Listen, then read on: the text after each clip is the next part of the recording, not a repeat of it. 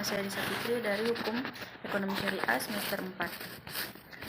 Di sini saya akan menjelaskan tentang hak ulayat. 1. Pengertian hak ulayat. Hak ulayat adalah hak dari suatu masyarakat hukum atau persekutuan hukum atas tanah yang bukan merupakan hak milik. Persekutuan hukum ini digambarkan oleh Van Zyk sebagai perikatan manusia semacam itu yang mempunyai anggota-anggota yang merasa dirinya terikat dalam kesatuan yang bersatu padu dan penuh solidaritas, dalam mana anggota-anggota tertentu berkuasa untuk bertindak. Kesatuan itu seluruhnya dan dalam masa anggota-anggota mempunyai kepentingan bersama. Jadi, perikatan yang bertindak dalam pergaulan hukum sebagai kesatuan. Pengertian hak ulayat menurut Permen Agraria Kepala BPN nomor 5 tahun 1999 pasal 1 angka 1. Menyebutkan hak ulayat adalah sebagai kewenangan yang menurut hukum adat dipunyai oleh masyarakat hukum adat tertentu atas wilayah tertentu, yang merupakan wilayah lingkungan hidup para warga negaranya untuk mengambil manfaat dari sumber daya alam, termasuk tanah dalam wilayah tersebut bagi kelangsungan hidup dan kebutuhan. Yang kedua, landasan hukum hak ulayat. Tanah ulayat diartikan sebagai tanah bersama para warga masyarakat hukum adat yang bersangkutan. Hak penguasaan atas tanah masyarakat hukum adat dikenal dengan hak ulayat.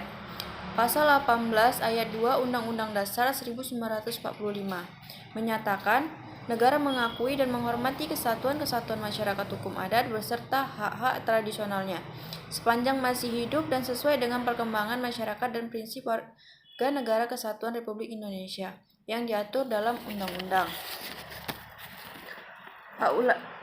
Hak ulayat merupakan serangkaian wewenang dan kewajiban suatu masyarakat hukum adat yang berhubungan dengan tanah yang terletak dalam lingkungan wilayahnya. Undang-Undang Nomor 5 Tahun 1960 tentang Peraturan Dasar Pokok-Pokok Agraria atau UUPA mengaku adanya hak ulayat. Pengakuan itu disertai dengan 2 syarat, yaitu mengenai ekstensinya dan mengenai pelaksanaannya. Berdasarkan pasal 3 UUPA, hak ulayat diakui sepanjang menurut kenyataannya masih ada. Peraturan Daerah Provinsi Sumatera Barat Nomor 16 Tahun 2008 tentang tanah ulayat dan pemanfaatannya. Ada beberapa jenis tanah ulayat.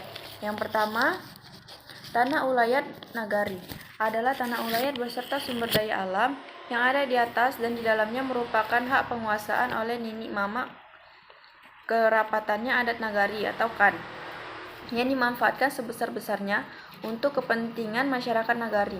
Sedangkan pemerintahan nagari bertindak sebagai pihak yang mengatur untuk pemanfaatannya. Yang kedua, tanah ulayat suku adalah hak milik atas bidang tanah beserta sumber daya alam yang berada di atasnya dan di dalamnya. Merupakan hak milik kolektif semua anggota suku tertentu yang penguasaan dan pemanfaatannya diatur oleh penghulu-penghulu suku. Yang ketiga, tanah ulayat kaum adalah hak milik atas sebuah tanah beserta sumber daya alam yang ada di atas dan di dalamnya. Merupakan hak milik semua anggota kaum yang terdiri dari jurai atau pariu yang penguasaannya dan pemanfaatannya diatur oleh mamak jurai atau mamak kepala waris.